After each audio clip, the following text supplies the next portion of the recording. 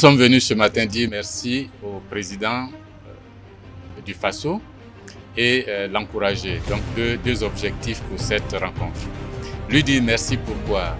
Parce que d'une part, il a réhabilité un citoyen africain nommé Thomas Sankara, qui a été président de ce pays, pour lequel il a donné un coup d'accélérateur au mémorial en lançant déjà la réalisation du mausolée.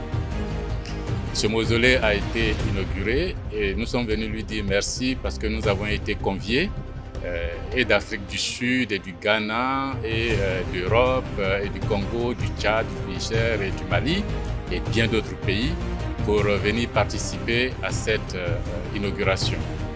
Nous lui avons dit merci aussi au nom des Africains qui ont beaucoup de respect et d'admiration pour le président Jerry Rawlings, le défunt président Jerry Rawlings, qui, par le biais du président du Faso, désormais donne son nom à une des rues de Ouagadougou.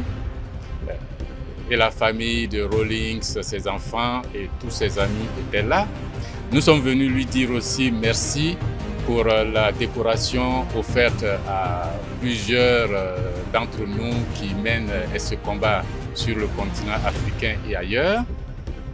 Nous sommes venus surtout lui dire merci d'être le porte-flambeau aujourd'hui de nombreux jeunes en Afrique, de nombreux moins jeunes en Afrique qui rêvent d'une certaine Afrique et nous sommes venus l'encourager de ne pas baisser les bras, de continuer à construire une armée solide pour le Burkina Faso en liaison avec les pays de l'AES, je dis le Niger et le Mali, pour combattre cet élément toxique de la sous-région que l'on appelle terrorisme.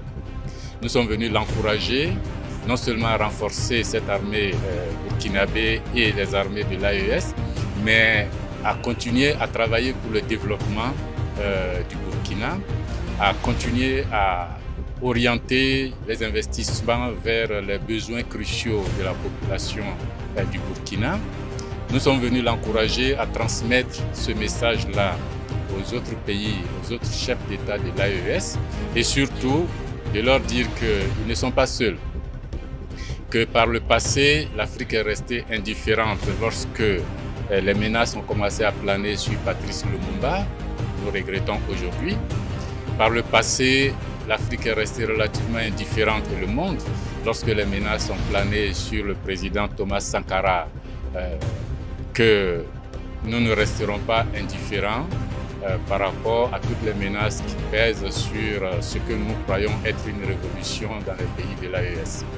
De transmettre aux autres chefs d'État qu'il y a de nombreuses personnes en Afrique, des jeunes, des intellectuels, des cinéastes, des hommes de culture et des hommes d'action qui sur le continent sont à la disposition de cette dynamique.